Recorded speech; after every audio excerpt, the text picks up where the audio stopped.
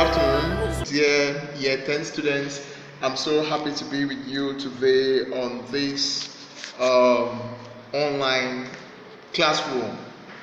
Today we are going to be talking about immunity and pathogens. I understand that we've not been together for a while. I really miss you guys, and I hope that just by watching this video you will learn a lot from what we will discuss today, and you will, your idea, your knowledge on pathogens and diseases will probably increase. Today our topic is titled Immunity and Pathogens, and by the end of this lesson you will be able to define the meaning of the term pathogen. We will also examine the portals of entry. You will know the different route through which pathogens find themselves in the body, and we will also discuss, that will be through a worksheet, the different portals of entry of a pathogen. So the first thing I want us to know is the definition of a pathogen. Now, a pathogen is a disease-causing organism, which means any microorganism that gets into your body and can cause a disease is a pathogen. In other words, not every microorganism in your body is a pathogen, because not all of them cause disease to your body. For example, in your mouth right now as we are talking, there are some bacteria in your mouth, there are some bacteria in your intestines, there are some bacteria in your genital organs. They're not causing any harm to you. In biology we call them normal flora. But once a microorganism causes a disease in your body, we call it a pathogen. So not all microorganisms are pathogens, but most pathogens, or all pathogens, are microorganisms. The next thing I want you to understand is that pathogens could be grouped in, microorganisms are grouped in different, pathogens in different groups. You have groups of pathogens that are bacteria, for example, Vibrio cholera is an example of a pathogen which causes cholera. You also have fungi. For example, you have dermatitis, body skin eczema. Those are microorganisms caused by this group of organisms called fungi. You also have viruses, like COVID-19 is an example of a virus which causes diseases. You have HIV virus, you have measles, you have meningitis. You can name some of those. Some of them are bacteria, some of them are caused by viruses. You also have protozoans like Plasmodium, which causes malaria.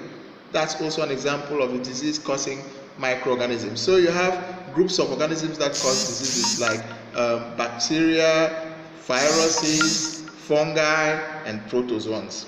Now, how do microorganisms get into our body? They can get into our body either through our mouth, like foodborne diseases or waterborne diseases, right? When you eat, if you don't respect your hygienic conditions at home and you eat with your dirty hands, you can invite microorganisms into your body, or pathogens. Or it could be through dirty water, drinking water. So you have waterborne, foodborne through the mouth. You also have respiratory pathways, especially through your nostrils, like COVID-19 we're talking about is a very good example. They find their way into your body through your nostrils. When you breathe in, some dust particles carry pathogens which find their way into your body.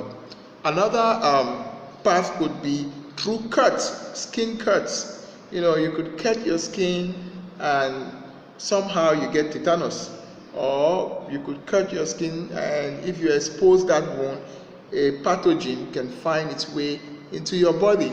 You also have your genital organs.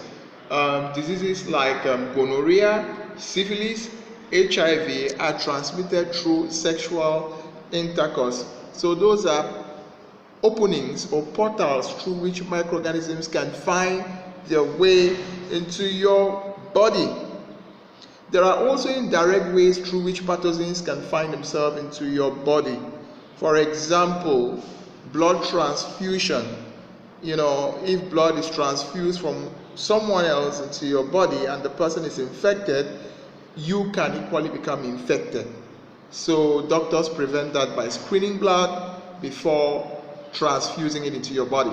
You also have vectors. Vectors are actually intermediate organisms that transmit the organism into your body. For example, a mosquito, a female Anopheles mosquito, is an example of a vector because it carries the parasite in its body, and when it bites you when you are asleep, it injects the sporozoites into your body, and then you develop malaria caused by. So malaria is not caused by mosquito. Malaria is caused by Plasmodium, which is an example of a protozoan, a microorganism, a group of microorganisms called protozoans. So these are the different ways through which microorganisms find their way into your body. Thank you very much for listening. I'm going to end here, and we will look at the various barriers of our body limiting the infections, limiting ways through which organisms can infect us. Thank you very much.